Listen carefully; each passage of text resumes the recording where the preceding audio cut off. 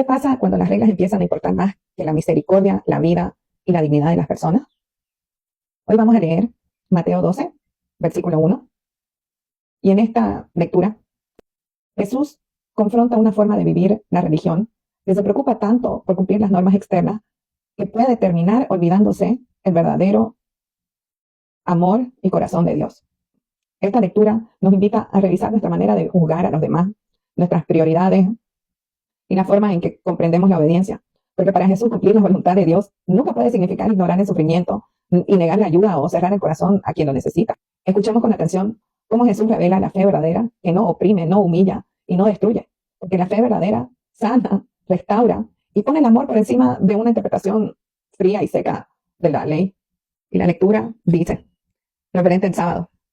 En una ocasión pasó Jesús un día sábado por unos trigales.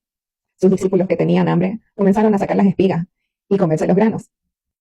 Al verlos, unos fariseos dijeron, los discípulos hacen lo que está prohibido hacer en el día sábado. Jesús le contestó, ¿no han leído lo que hicieron David y sus compañeros cuando estaban muertos de hambre? Porque entró a la casa de Dios y comieron los panes sagrados, que ni él ni sus compañeros podían comer, sino solamente los sacerdotes. ¿No han leído que en la ley que los sacerdotes trabajan los sábados en el templo y no por eso pecan? Eso es como, hay reglas, pero hay que considerar la realidad, si se pueden romper o no, o sea, hacer excepciones dependiendo de la situación. Bueno, continuamos. Y además, se los digo, aquí está uno que es más grande que el templo. Y si ustedes entendieran claramente lo que significa, yo no les pido ofrendas, sino que tengan compasión, no habrían condenado a estos inocentes. Claro, él es más grande que el templo. Además, el Hijo del Hombre tiene autoridad sobre el sábado. Saliendo de ese lugar, Jesús llegó a una sinagoga de los judíos. Allí estaba un hombre que tenía una mano paralizada. Los fariseos le preguntaron, ¿está permitido hacer curaciones el día sábado? Esperaban una respuesta para poder acusarlo. Claro, porque el día sábado, para los judíos, es sagrado descansar. Ese es el día de descanso obligatorio. Pero bueno, sigamos. Jesús dijo, supongan que alguno de ustedes tenga una sola oveja. Si se le cae al barranco en un día sábado, ¿no irá a sacarla? ¿Y no vale mucho más un hombre que una oveja? Por lo tanto, esto es permitido hacer el bien en el día sábado. Y todas estas cosas son hacer el bien. Entonces dijo entonces al enfermo, extiende la mano, y él la extendió, y le quedó sana como la otra. Los fariseos entonces salieron y se reunieron para ver la manera de acabar con él. Claro, se enojaron porque no siguió las reglas al pie de la letra, porque hizo curaciones el día sábado. Jesús, que lo sabía, se alejó. Muchos lo siguieron, y él los sanó a todos, pero les mandaba que no dijeran quién era. Así debía cumplirse lo que dice la profecía del profeta Isaías. Viene mi siervo, mi elegido. A él le quiero, y en él me complazco. Pondré mi espíritu sobre él, para que anuncie la verdad de las naciones. No peleará con nadie ni gritará, ni le llenará las plazas del ruido de sus discursos. No quebrará la caña hecha trizas, ni apagará la mecha que todavía humea, hasta que finalmente haga triunfar la verdad. De él las naciones esperan su salvación. Entonces aquí vamos a analizar algunos puntos. Por ejemplo, cuando dice los discípulos tenían hambre y arrancaban las espigas.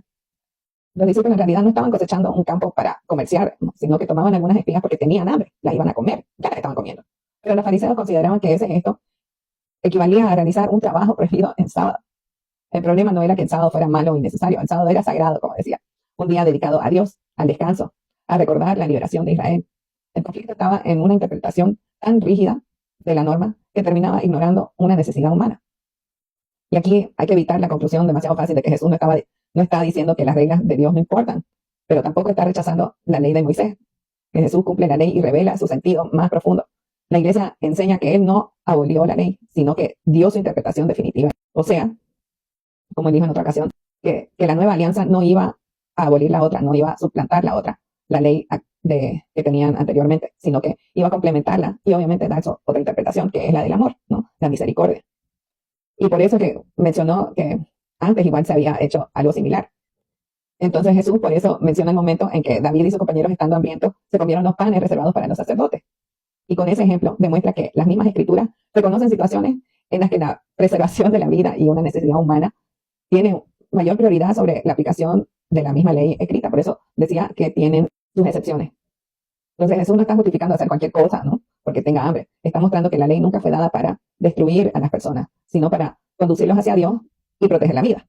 Jesús también dice que los sacerdotes realizaban sus tareas dentro del templo durante el día sábado y no por eso estaban pecando, ¿no? no eran considerados culpables de pecado por trabajar el día sábado. Su servicio a Dios no violaba el sentido del día sagrado.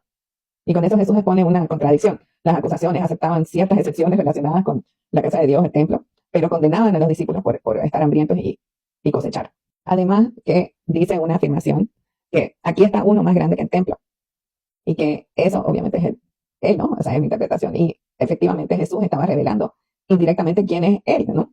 Y que el templo representaba la presencia de Dios en el medio de su pueblo. Pero la presencia de Dios se encuentra plenamente en la persona que es Jesús.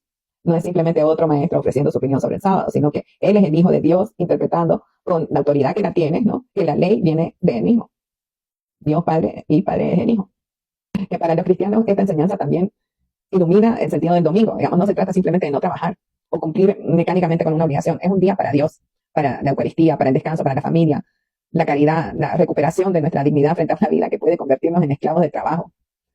Y bueno, claro que el descanso consagrado a Dios no significa una indiferencia, sino cuando alguien necesita ayuda, hacer el bien no interrumpe el día sagrado, ¿no? O la adoración que se tiene a Dios, o sea, que se va a la iglesia y todo eso, no interrumpe. Puede convertirse en una forma más bien de adorarlo. Y después le pide Noé Jesús al hombre que extienda su mano, y el hombre le da la mano con confianza, expone lo que está lastimado, y no, o sea, quizás le daba vergüenza, pero igual lo hizo, ¿no? Entonces, Dios, Jesús, nos pide que le presentemos la parte de nosotros que está herida, ¿no? Nuestra debilidad, nuestra culpa, para que nos sane, ¿no? Y nos restaure, lo vuelva a la normalidad. Y dice, ¿no? Después de ver esta curación, algunos fariseos ya estaban planeando destruirlo. O sea, dijeron, esta es una acusación o sea, ya tenían ganas de hacerle el mal. Cuestionan a Jesús, que sale un sábado, para utilizar ese momento y hasta estaban planeando, o sea, matarlo, ¿no? Les estaba preocupando el hecho que falte la ley y eso los enfureció tanto que su corazón dejó de ser compasivo y fue dirigido hacia la violencia. Y cuando Jesús descubre que quieren matarlo, él se retira. Y esto, obviamente no es que sea cobarde ni nada, ¿no? Pero él sabía que su misión todavía no había llegado. Tampoco buscaba una confrontación, ni provocar peligro, digamos, ¿no? Pero él siguió curando de todas maneras. Y cuando se fue, ¿no ves? O sea, la gente lo siguió y él siguió sanando. Y esto nos enseña que nosotros cuando haya un conflicto, una pelea o algo, ¿no? Que nos quieran provocar, es mejor retirarse y evitar el conflicto. Así se evita que sea una situación peligrosa. Y hay que mantener la fuerza y la templanza para situaciones que sean peores, ¿no? Y hay que continuar la misión de Dios, así como hizo Jesús, que no era su momento.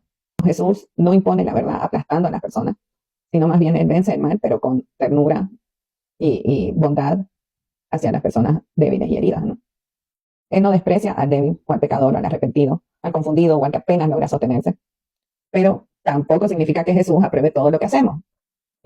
No consiente dejar a la persona abandonada dentro del pecado, sino que la recibe con comprensión para sanarla. Pero esta persona, nosotros tenemos que ser honestos, tenemos que realmente querer su apoyo y su ayuda.